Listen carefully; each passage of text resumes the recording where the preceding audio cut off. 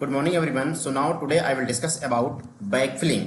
Backfilling का क्या मतलब है, इसके बारे में आज हम डिस्कस करने वाले हैं, चर्चा करने वाले हैं। दोस्तों, मान लीजिए आपने 1 मीटर बाई 1 मीटर का एक गड्ढा खोदा और उस गड्ढे से जो मिट्टी निकली, दोबारा उस मिट्टी को उसके अंदर, उस गड्ढे के अंदर डाल के आप लेवल कर दीजिए, तो वही उसकी बैकफिलिंग कहलाता है। मतलब जैसा था वैसा आप कर दीजिए तो वो बैकफिलिंग कहलाता है। ठीक, तो जैसा कि मैं आपको यह भी बता देना चाहता हूं कि हमने यह बात कर लिया है कि डीआई पाइप की ट्रांसपोर्टेशन कैसे करते हैं, उसकी सप्लाई कैसे करते हैं साइट पर, और जब हमारी डीआई पाइप साइट पर आ जाती है तो उसको इकट्ठा कैसे करते हैं, स्टैकिंग कैसे करते हैं।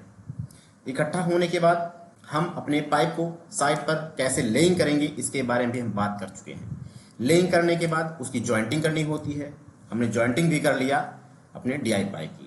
फाइनली ये आता है कि हमारी पाइप बिछ गई है, जॉइंटिंग हो गई है। अब जो हमने गड्ढा खोदा था पाइप लेइंग के लिए, उसमें क्या करना होगा, मिट्टी डालना होगा, उसको भरना होगा एक लेवल के साथ, कॉम्पैक्शन के साथ। ठीक, तो आज हम बेसिकली इसी के ऊपर बात करने वाले हैं कि बैकफिलिंग क्या होता है, उसको कैसे किया जाता है।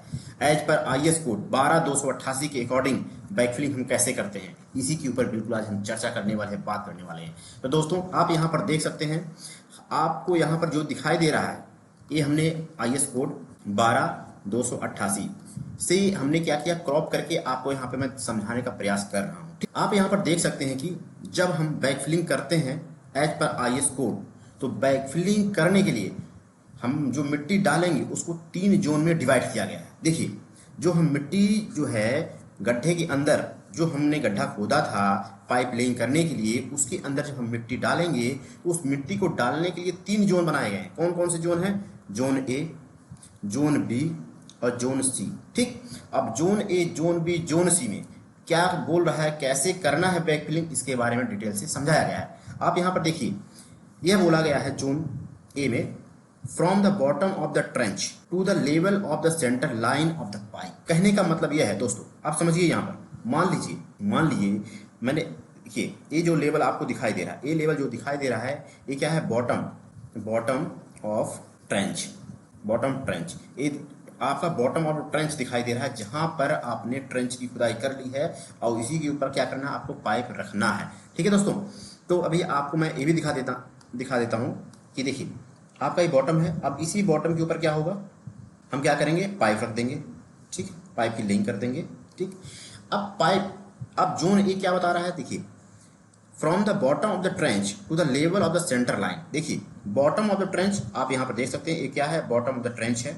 इसी बॉटम ऑफ द ट्रेंच से आप यदि सेंटर लाइन, जो पाइप की सेंटर लाइन बनेगी, ठीक है, इसे बोल दिया गया, क्या बोल दिया गया दोस्तों, जोन ए बोल दिया गया। जोन ए जो आपको दिखाई दे रहा है, जोन ए कहलाता है। ठीक, उसके बाद जोन बी में क्या कह रहा है दोस्तों, देखिए, जोन बी में यह बताया गया है कि जो पाइप का सेंटर लाइन होगा, उस पाइप के सेंटर लाइन से 300 mm ऊपर तक, 300 mm ऊपर तक, ठीक है, क्या होगा, जोन बी होगा। तो क्या होगा दोस्तों, जोन बी होगा। अब देखिए, समझते जाइए बिल्कुल आप, जोन बी इसे बोलते हैं जोन ए। जोन ए आप समझ चुके हैं, जोन बी भी आप समझ चुके हैं। उसके बाद ऊपर, सबसे ऊपर क्या होगा, ग्राउंड लेवल होगा। मान लीजिए ये लेवल आपको जो दिखाई दे रहा है, ये जमीन का लेवल है। ठीक है, ग्राउंड लेवल है। ठीक है, ग्राउंड लेवल है। ठीक, अब इसके ऊपर पाइप से 300 mm ऊपर जो भी बचता है, इसे बोलते हैं जोन सी। इस प्रकार से जो है बैकफिलिंग को डिवाइड किया गया है 3 जोन में, zone A, zone B, zone C. जो बॉटम बनेगा, बॉटम से पाइप का जो सेंटर बनेगा, उसे जोन ए बोलते हैं। पाइप के सेंटर से 300 mm ऊपर तक, ठीक है, जोन बी होगा। और जो आपका जो ऊपर रिमेनिंग जो बचेगा, वो जोन सी में कंसीडर किया जाएगा। दोस्तों, इसी के अकॉर्डिंग आपको बैकफिलिंग करनी है। ठीक, अब बैकफिलिंग कैसे करते हैं, आप यहाँ पर देख सकते हैं, कुछ आपको यहाँ पर दिखाई दे रहा है। ठीक है, यहाँ पे देखिए, मिट्टी डाली जा रही है, बैकफिलिंग की जा रही है। यहाँ पे बेबी रोलर से जो है टॉप लेवल को जो है फ्रीज किया जा रहा है। इस प्रकार से करते हैं।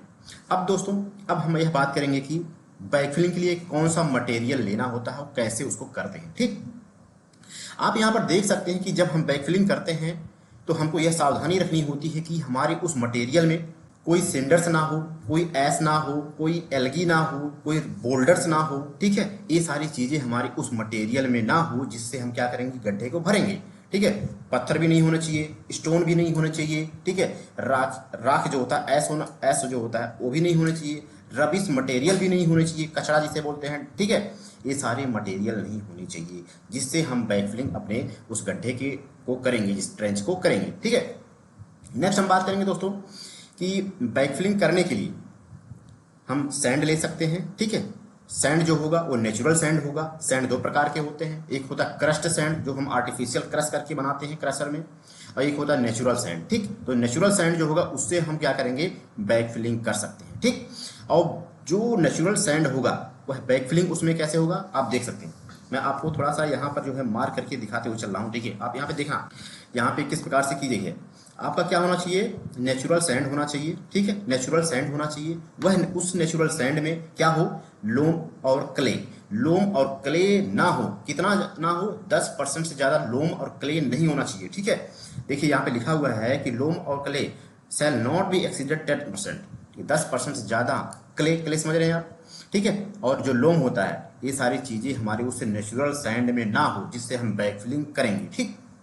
और जो नेचुरल सैंड होगा, ठीक है, आप यहाँ पर देखिए, जो नेचुरल सैंड होगा आपका 2 mm से क्या होना चाहिए, पास हो जाना चाहिए, यदि हम उसको ग्रेडेशन कर रहे हैं तो, ठीक। दोस्तों नेक्स्ट हम बात करेंगे, हमने बात कर लिया नेचुरल सैंड से हमको बैकफिलिंग कर सकते हैं, और उसके बाद बात कर रहे हैं दोस्तों कि ये नेचुरल जो ग्रेवल्स होते हैं, ठीक है, जो ग्रेवल्स होते हैं उससे भी हम बैकफिलिंग कर सकते हैं, ठीक है। आप यहाँ पर देख सकते हैं कि जो हम ग्रेवल यूज करेंगे उसमें जो है बोल्डर्स ना हो, उस जो ग्रेवल्स रहेंगे, ठीक है, उसमें बड़े बड़े पत्थर ना हो, ग्रेवल्स ना हो, जिसकी साइज 50 mm से ऊपर ना हो। कोशिश ये रहती है कि 50 mm से ऊपर ना हो, ठीक है, ठीक है, उस हमारे ग्रेवल्स में। तो इस प्रकार से जो है हम नेचुरल सैंड यूज कर सकते हैं और नेचुरल ग्रेवल्स यूज कर सकते हैं, ठीक है। अब दोस्तों नेक्स्ट हम बात करेंगे कि जो हमारा जोन था, zone A, zone B, zone C, उस zone A, zone B, zone C में क्या क्या चीज़ें, किस किस चीज़ से हमको बैकफिलिंग करनी है, इसका भी हमको विशेष ध्यान देना है। देखिए आप यहाँ पर देख सकते हैं जोन ए लिखा गया है। जोन ए में जो हम बैकफिलिंग करेंगे वो नेचुरल सैंड से करेंगे, जो कि कैसा होना चाहिए, हैंड से उसको हम बाद में क्या करेंगे, कॉम्पैक्शन करेंगे। हैंड कॉम्पैक्शन करना पड़ेगा क्योंकि हमारी क्या है, पाइप डली हुई है, पाइप के किनारे जो कवर रहेगा उसमें हमारा क्या जाएगा, नेचुरल सैंड जाएगा। तो यदि हम किसी मशीन का यूज कर रहे हैं तो क्या होगा, हमारे पाइप को डैमेज होने की खतरा रहता है। तो कोशिश यही रहती है कि उसको जो है नेचुरल सैंड यूज करना है और हैंड कॉम्पैक्शन करना है, ठीक है। इस प्रकार से हम जो है जोन ए में यूज करेंगे। दोस्तों जोन बी की बात करें तो जोन बी में हम यहाँ पे आप देख सकते हैं कि जो जोन बी में यूज करेंगे उसमें भी क्या है कि बोल्डर्स ना हो, पत्थर ना हो, ये सारी चीज़ें हमको देखना है, ठीक है दोस्तों। इस प्रकार से हम कर सकते हैं। वहीं पे हम बात करें जोन सी की, तो जोन सी में क्या होगा कि हैंड और approved mechanical methods, the types of backfill materials and method of filling shall be prescribed by the authority. कहने का मतलब जो जोन सी होगा, जो टॉप का जोन सी लेयर जोन होगा, उसमें जो अथॉरिटी होगी, जो क्लाइंट होगी, आपको जो बता देगी जिससे बैकफिलिंग करना है, आप उससे प्रॉपर बैकफिलिंग कर सकते हैं। और आपको यह भी इंश्योर करना उस जोन सी में आपका जो है 200 mm से ज़्यादा बोल्डर ना हो। आप यहाँ पर देख सकते हैं, मैं आपको स्टार्टिंग में दिखा देता हूँ। यहाँ पे देखिए लिखा हुआ है, देखिए आपको मैं यहाँ पे दिखा देता हूँ, ठीक है। यहाँ पे लिखा गया है कि जोन सी में जो आप यूज करेंगे वो 200 mm का जो है बोल्डर, 200 mm का बोल्डर ना हो। कोशिश यह रहती है बहुत बड़े बड़े पत्थर जो होते हैं वो जोन सी में ना आए, क्योंकि वो टॉप लेयर में होता है। इस प्रकार से हमको जो है कॉम्पैक्शन करके, लेयर वाइज कॉम्पैक्शन करके देना पड़ता है। और एटलीस्ट हम जो सब ग्रेड का कॉम्पैक्शन होता है 95%, यदि टॉप लेयर का हम FDD करते हैं, फील्ड ड्राई डेंसिटी टेस्ट करते हैं, ठीक है, तो उसका जो टॉप लेयर का जो कॉम्पैक्शन आएगी, डेंसिटी आएगी, वो 95% कम से कम होनी चाहिए, ठीक है। इतना यदि आपका कॉम्पैक्शन आता है इसका मतलब है कि आपने बैकफिलिंग जो है